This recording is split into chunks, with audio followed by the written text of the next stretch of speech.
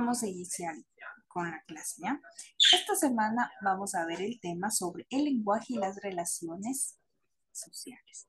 Pero primero vamos a revisar nuestra frase de motivación, la cual nos dice, la motivación inicia cuando se tiene un gran sueño y un gran deseo de hacerlo realidad, ¿ya?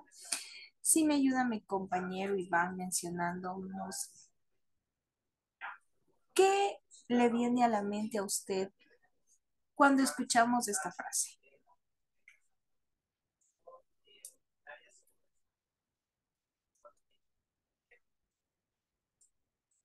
Es que cuando se tiene un sueño y tenemos que motivarnos y luchar contra ese sueño, Exacto, muchas gracias, mi estimado Iván. Cuando nosotros ya tenemos una meta, un sueño, un propósito ya planteado, todos sabemos que las circunstancias no siempre van a ser las más favorables o nuestro propósito lo vamos a obtener de forma rápida.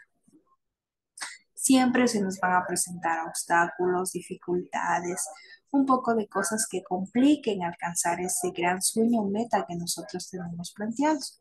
Pero, ¿qué es lo que nosotros debemos hacer en esos momentos? Motivarnos, esforzarnos, luchar por lo que nosotros queremos, ¿ya? Entonces, por eso es que nuestra frase nos menciona, la motivación inicia cuando se tiene un gran sueño y un gran deseo de hacerlo realidad, ¿ya? Ahora sí, continuamos.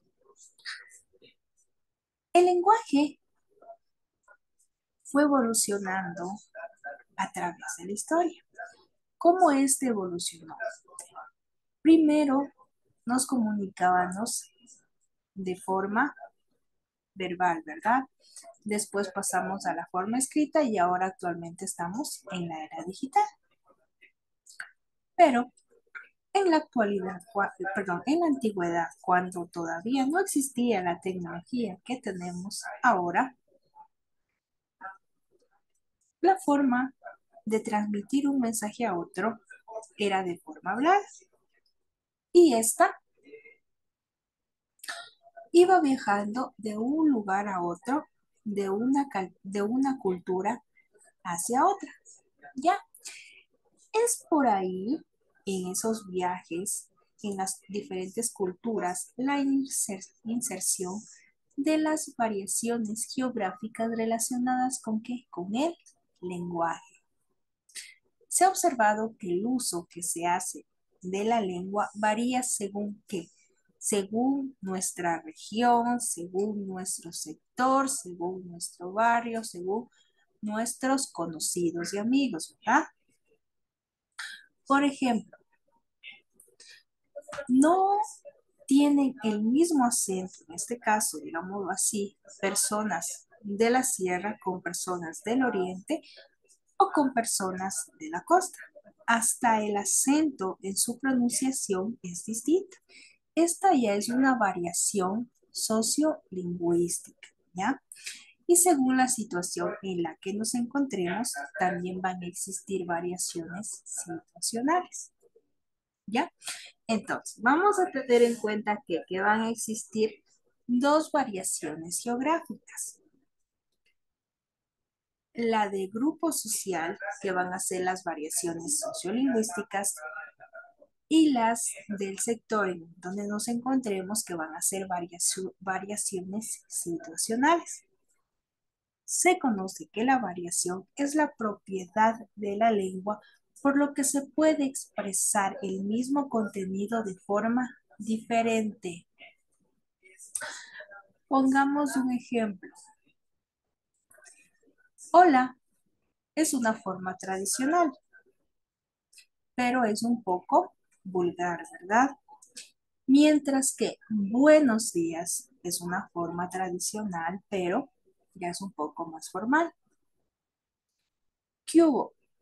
Igual es una forma de saludar, pero ya es más informal.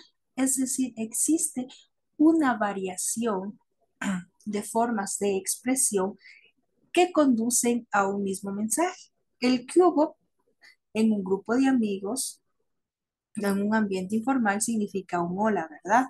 Como también en un grupo formal, un buenos días significa un hola también, pero en una forma más formal, ¿ya?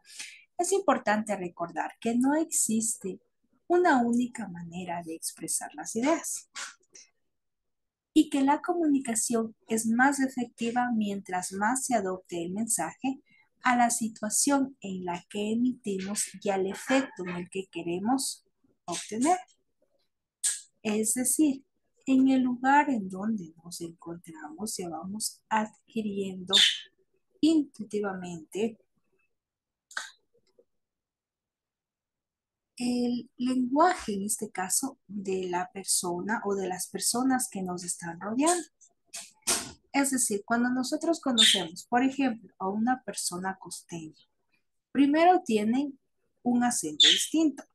Segundo, tiene una forma de expresión de cosas o de situaciones distintas a las de nosotros, que la primera vez no vamos a comprender, ¿verdad? Pero la segunda vez, la tercera vez, a medida que vamos conviviendo, ya vamos asociando lo que ellos mencionan con lo que nosotros conocemos y se va armando ya una sociedad, ¿verdad? Hasta allí estamos claros, señor Iván. ¿Continuamos nomás o tenemos alguna pregunta? No puedo continuar, Lisa, está entendido perfectamente. Ya. Entonces, tomando en consideración estas variaciones geográficas, surge el lingüismo. ¿Ya? El lingüismo es una palabra que proviene del latín linguis y que significa literalmente el que habla dos lenguas. ¿Ya? Entonces nosotros cuando escuchemos el término bilingüismo es que quiere decir que hablan que dos lenguas. ¿Ya? Ahora, esta forma de hablar de dos lenguas va a venir de forma individual y de forma social, ¿verdad? La individual se refiere al hablante que tiene igual competencia lingüística para expresarse en las dos lenguas. Por ejemplo, Luis ha nacido en Quito y habla indistintamente el quichua y el español, ¿ya? Es un bilingüismo. ¿Por qué Luis es bilingüista? ¿Por qué? Porque habla dos lenguas, pero las habla de forma perfecta, tanto el español como el quichua. Digamos, Luis, en este caso, no hablará, me invento español y estudiar inglés, estamos cambiando la perspectiva de la adquisición del idioma, pero este sigue manteniendo su característica esencial, que es la de hablar dos lenguas. Mientras que en lo social, en una comunidad o grupo social, se utilizan dos lenguas como medio de comunicación. Un ejemplo sería el bilingüismo en Otavalo. El individual es cuando yo como individuo, yo como persona, hablo los dos idiomas. En un grupo social es cuando yo hablo español, mi amigo habla quichua, mi otro amigo habla inglés, me invento, mi otro amigo habla francés, pero existe un foco de comunicación que nos permite entendernos. ¿Ya?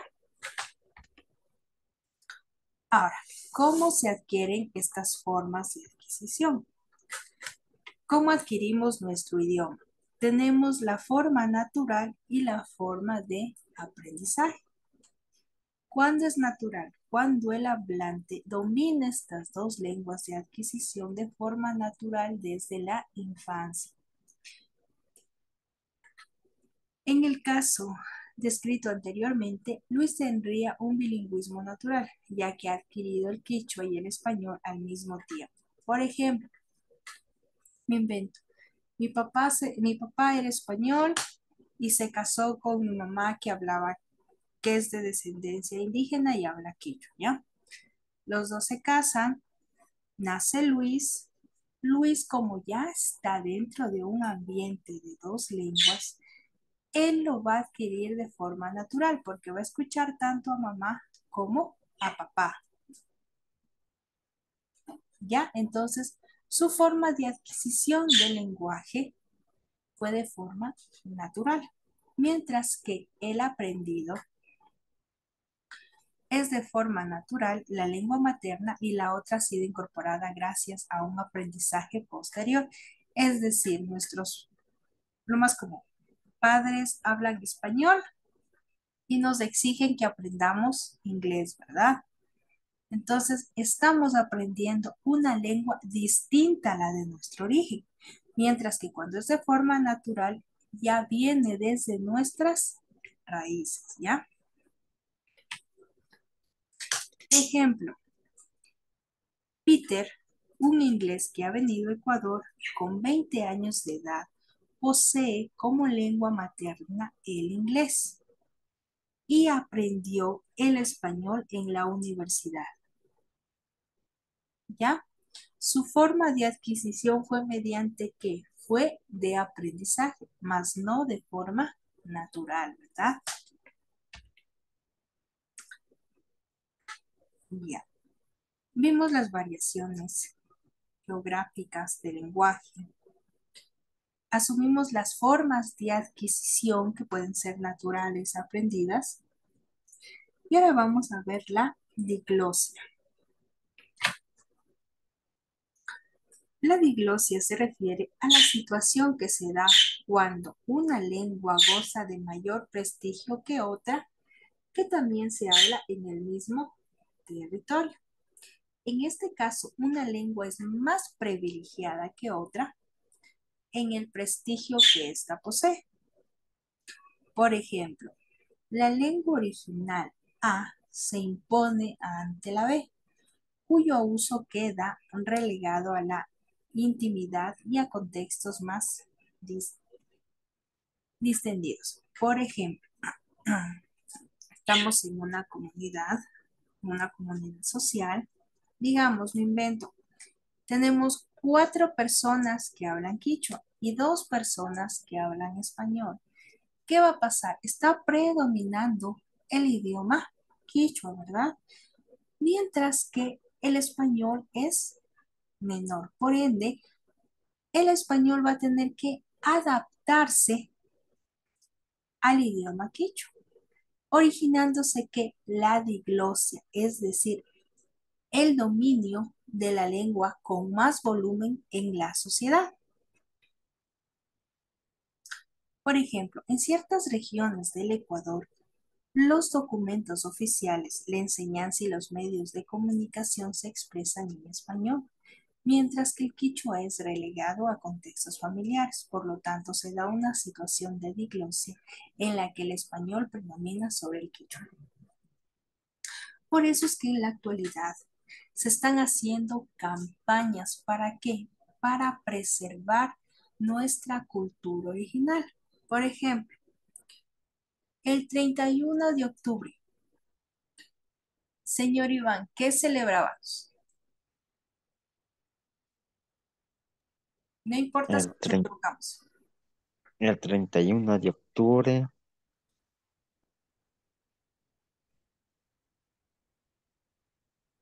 sí, sí, ahí sí me tomó Liz. Iván, no se preocupe. El 31 de octubre, como ecuatorianos, nosotros celebrábamos el Día del Escudo Nacional, pero la mayoría de gente que celebraba la noche de Halloween. ¿Qué pasó? Adquirimos una cultura extranjera y perdimos nuestra cultura original. Es por eso que ahorita existen muchas campañas. ¿Para qué? Para preservar nuestra cultura de origen, porque el quichua es nuestra lengua materna. Pero ¿qué está pasando? Está predominando el español. Estamos perdiendo nuestras raíces, ¿ya? No digo que aprender otros idiomas esté mal, pero siempre debemos tratar de preservar nuestra cultura, que es la esencia de nosotros mismos. Y de la diglosia se origina la extinción. La diglosia y la extinción se va relacionando a la situación en la cual, como la diglosia es la que ayuda a predominar a una lengua, este grupo social tiene que adaptarse a la cultura que en este caso más esté se desarrollando y pierde valor y pierde el significado. Y es donde proviene la extinción. ¿Ya? En zonas desfavorables, como la historia de la colonización, encontramos un ejemplo de ellos. En Latinoamérica, donde la lengua de prestigio es el español frente a las lenguas indígenas de cada zona, que están regadas a un ámbito doméstico. ¿Qué pasó? Nosotros como ecuatorianos, nuestra lengua de origen antes de la conquista de los españoles era el quichua. Con la conquista predominó ¿qué lengua? La española. Y está ocasionando en la actualidad la extinción de ¿qué? De nuestra lengua de origen. ¿Ya? Eso ha sido todo, mi querido Iván. No sé si tenemos alguna pregunta, alguna duda, alguna inquietud, o si no, daríamos ya por finalizada la clase. No, dicen, toda la clase está entendida perfectamente, sino que la única pregunta es las tareas de la otra semana, no sé si ya me revisó, no sé si estaría bien o tenía que corregir en algo, no sé. No, mi querido Iván, todavía no le revisó las tareas, pero este Ya sábado sé, yo ya le reviso, no se preocupe. ¿O tenemos algún ya inconveniente con una tarea? no solo eso, más quería ver si ya le había revisado para ver si lo realicé bien o porque yo le hice en la hoja y le hice de imprimir, no le hice en cuaderno o tengo que hacer en cuaderno o en una hoja imprimida. No, sí está bien, mi querido Iván. Lo puede hacer usted de forma escrita, lo puede imprimir y realizar la actividad, lo puede hacer en computadora. Eso es la facilidad de ustedes. Ah, ya, listo. Eso es lo Solamente eso no va a dar una pregunta, dice. Ya, listo, mi querido Iván. Entonces, si no tenemos nada más, daríamos por finalizada. No se olvide aplicar la frase de nuestra semana que nos mencionaba que debemos tener perseverancia, constancia para alcanzar nuestros propósitos, ¿ya? Y que tenga un Ya, listo. inicio de semana. De igual manera, gracias.